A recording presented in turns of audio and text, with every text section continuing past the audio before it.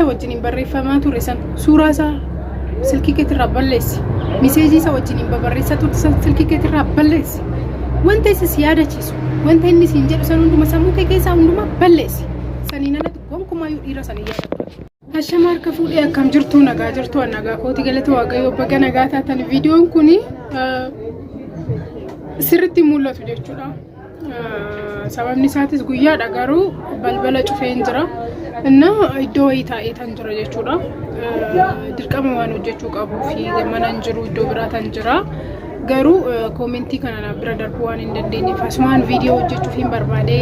Duraan dursee akkam jirtu fayyaa jirtu nagaa kooti yeroo jalqabaatiif gara chaanaalii kanaa kan dhuftan subscribe gochuudhaan maatii ta'a akkasumas immoo mallattoo bilbila gadhuquudha yeroo hundumaa viidiyoo na tattamaan akkasiin bira ga'u godha.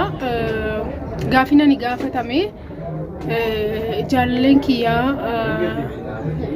na dhiisee naan jette jaalallee biyya Arabaa turte inna waggaa afur booddee dhufte jechuudha. Waggaa lamaaf immoo waggaa erga biyya Arabaa deemtee waggaa lama booddee isaan wal bartee sana booddee wajjiniin haasa'uu wajjiniin yeroo hundumaa viidiyoo hin bilbilanii waliin haasa'u seeraan garuu ergaas dhufteetii booddee yeroo nani bilbiluuf erga guyyaa dura wal argineeti yeroo nani bilbiluuf nan dubbisu yeroo tokko naan kaasu yeroo tokko immoo intini naan jedhu afaan nagaanatti dubbatu naan jette. Egaa na baay'ee gaddaatu natti dhaga'amaa jira sababa isaatiin an dhufee naan jette jechuudha. Na waa'ee kana yeroo baay'ee viidiyoo hojjedhee hin jira jechuudha. Garuu maaliif ammallee ati waan isaa viidiyoo sana hin argineef siif himaa jira malee yeroo baay'ee waa'ee kana viidiyoo hojjedhee hin jira jechuudha. Waan sin ajaa'ibu viidiyoo waliin haasofte hin beekte jechuudha. Mucaa kana wajjiniin yeroo baay'ee wajjiniin turte waggaa lama jechuun xiqqaa miti innaa isa abdattee yoo dhuftu immoo qixxee miti jechuudha. Isin galee miti ani yeroo baay'ee isiniin jedheen jira. Dursuma gaafa biyya Arabaatii dhuftan nama tokko abdattanii ebeluuf jettanii nufinaa ofii keessaniif gaafa murteessitan biyyatti galaa malee namni tokko kootu waan siin jedheef jireenya keessi jiraachisaa miti. Ani dhugaa siin jedhe yeroo hundumaa namni kamiyyuu biyya Arabaa akka turu ani hin jajjabeessu. Hunduma keessaniin galaa isiniin jechaa jira. Na galaatiin hojii mataa keessanii uummadha. Ani amma kana ji'a 3 darbe ji'a 4 guuteen jira. Garuu hojii mataa kiyyaa uummadheetii miti. Isiniin galaa kan jedhu. Ofitti akka ofii kiyyaa akka taatanis barbaadeetii miti. Garuu jireenya biyya ormaa sirriitti waan dhandhamee beekuuf wanta nu qunnamu wanta achitti yaadnu hundumti keenya hawwiin keenya jechuudha biyyatti galuu waan ta'eef akkasiin dhiphatanii barbaadu jechuudha. Isinii galee miti akkasiin biyya sanitti rakkatan yookiin dhiphattan yookiin immoo biyya ormaa teessanii biyya keessan yaaddoodhaan dhiphattan waan hin barbaanneef yeroo hundumaa gara biyya keessanii akka galtan isinan jajjabeessa. Inna mucattiin tun amma immoo isa nama sana abdatteeti kan dhufte jechuudha. Ofiishiitiif murteessitee osoo hin taane sababbii inni kootu jedhuun duwwaadhaaf dhufte. Kanaaf amma wanna gootu wantan godhuun beeku baay'ee naaraa jira. Deebi'ee deemuufis na rakkadhee maal naan jette jechuudha. Ani waan tokko sitti dhugaa siin jedhaan wanti har'a jettee koomentii barreessite sun hundumti akka darbu beekuu qabda. Guyyaan har'a ani viidiyoo kana si hojjedhee hin darbu. Har'a wanti sitti dhaga'amaa jiru sun jechuudha. Wanti sitti dhaga'amaa jiru kun boru sitti hin dhaga'amu. Boru nama isa caalaa si gammachiisu nama isa caalaa si waliin jiraachuu barbaadu argachuu dandeessa. Kanaafuu yoomiyyuu taanaan akka ati dhiphattu akka ati antinii taatu hin barbaadu jechuudha. Akka ati of dhiphisteetoo biyya sanitti deebitu hin barbaadu. Maaliif okkee sirriidha dogongora qaba. Dogongorri kee baay'ee keessantu dogongora sassi duwwaa miti. Ijoollee hedduu nama beeka jechuudha. Nama akkasitti nama abdatanii warra dhufan jechuudha. Kun immoo gonkumaayyoo sirrii miti. Waan tokko gaafa biyya keenya baanu karoorfanneeti miti amma waggaa akkanaatitti nan jedhaa qarshii kana immoo kana nan godha jettee murteessiteeti kan biyyaa baatu. Gaafa achi deemtaniitu nama wajjin silkiidhaan haasa'uu jalqabdan yaada keessan jijjiiruun qabdan. Yaada keessan jijjiirtanii yoo taatan karoorri ati dura karoorfatte sun si harkaa bu'aa jechuudha. Kanaafuu nu hundumti keenyayyuu maalidha kan gochuu qabdu.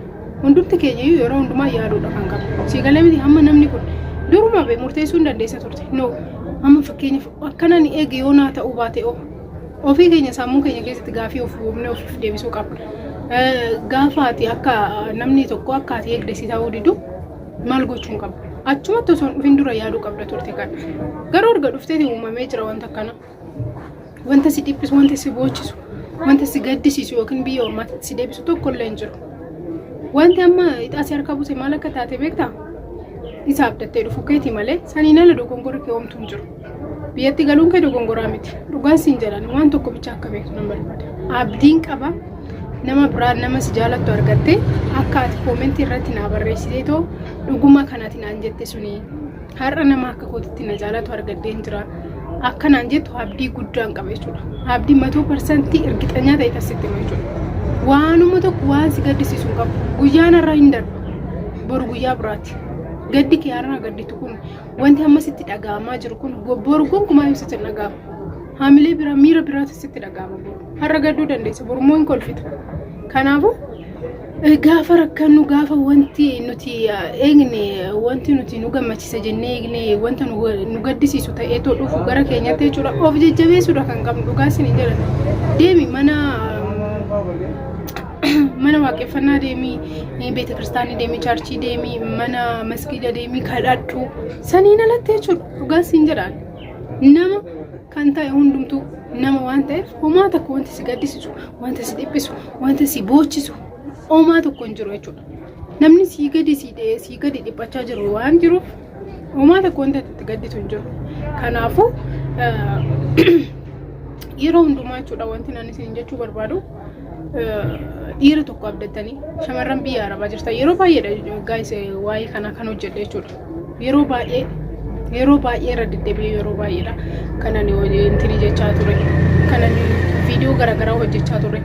Inna Oma wanta nama boochisu wanta nama gaddisiisu miti nama qunnama wanti sin qunnamu hundumtu jechuudha jireenya keessatti gaafa gufuun tokko sirriitti dhufu irraa baratta malee waan si ajjeesu miti lubbuu kee hin baasu yoomiyyuu taanaan jechuudha lubbuu kee kan baasu osoo hin taane wanta irraa barachuu dandeessu homaa miti homaa jechuun miti irraa barta homaa rakkoon hin jiru inna ani gama kiyyaan hin dhiphatinii sin jedha hin dhiphatin irraa baratta waan ta'eef ittiin gadditu itti gammada waan ta'eef jechuudha maaliif har'aaf gadduu dandeessa har'aaf boo'uu dandeessa har'aaf wanti sitti dhaga'amu biyya sanitti deebi'eetillee osoo hin deemin wayyaa namni nani eegu akka kiyya gaafa naan taane jechuu dandeessa ani waan tokko siin jedha maybe ani isatti illee murteessu yeroo baay'ee namoonni jechuudha gaafa bilbilaan walitti haasa'anii fi gaafa qaamaan walitti haasa'an sirrii miti yeroo baay'ee tiktook irratti hojjechaa tan ture viidiyoo akkasii gaafa bilbilaan haasoftu si jallachuu danda'a suuraan kee viidiyoon kee itti bareeduu danda'a gaafa qaama si argu immoo namni baay'een dhiironni baay'een akkuma isin jedhu ilaalcha isaanii sammuun isaanii fiizikaalii namaatiin kan saabaman jechuudha bareedina namaatiin hin saabamu amma shamarran malee no ana malkiin maal naa godha bifni maal naa godha bareedinni maal naa godha keessa isaati yaada isaati amalakakati isaati miti kan shamarran kan jaalatan dhiironni immoo akkasii miti dhugaa isin hin jedhan dhiironni baay'ee wanta bakka bareedu jetti bareedu isaaniitiin barbaadan ati immoo isaaf malee nama biraatiif bareedu akka taate ofii keetii ofitti dhugaa isin hin jedhan sammuu qabattee hin bareeda konfidensii qabattee hin bareeda shamarran kamiyyuu jechuudha dhugaa isin hin jedhan yeroo hundumaa konfidensii cimaa qabaachuu qabda konfidensii nan bareeda ani gama kiyyaan jechuudha dhugaa isin hin jedhan namni akka kiyyaan dhalatu sin guddatu jedhee kan ofamansiisee beeka dhuguma hin jirre namni akka kiyyaan jiru atillee akkasuma namni akka keetii akkan jedhu ofitti mi uumaa wanti si gaddisiisu hin jiru namni tokko deeme namni tokko hin dhufa namni biraa hin dhufa uumaa wanti nama dhiphisu hagas mara nama rakkisu hin jiru jechuudha yeroo qabdutti fayyadamii zanaa jedhi gammadee jiraadhu har'aaf garuu gaddeeti dabarsitu yookiin immoo wanti ati yaadaa jirtu laphee keessi cabsuu danda'a humna keessi dadhabsiisuu danda'a garuu immoo ati cabamteetoo keessa darbuu ni dandeessaas jechuu barbaada isinillee wanta isin qunnamee beeku jireenya keessan keessatti sheer godhaa fi wanta isin mudatee beeku mudannoo keessan akkasumas immoo obboleettii teenyaan ani wanti nani jechuu barbaadu yeroo hundumaa yoo jechuudha dhugaa isin jedha konfidensii qabadhu hin deebiin biyya ormaatitti waaqayyo antini qaba sababa biyya kanatti dhufteef qaba kanaafuu dhuftee miti bakka guyyaa guyyaadhaan maal akka hojjechuu qabdu maal akka yaaduu qabdu guyyaa guyyaadhaan karoorsaa deemi saniin booda wanti hundinuu harka keetti irratti gala jechuudha wanti hundinuu sirraa jabaadhu cimii hobasi ta'e እና gonkumayyuu yaada kee keessaa kan dhufne deebi'eetan deemaa maal jettee boo'uu dhiphachuu irraanfadhu. Wanta isa wajjiniin babarreessitee san balleessi hunduma isaa balleessi. እና akkasiin jechuu barbaada. Cimii jiraadhu. Hundumti keessan immoo mudannoo keessan irratti barreessaa fi koomentii irratti jabaadhu siin jechuu barbaada. Cimtuu ta'e.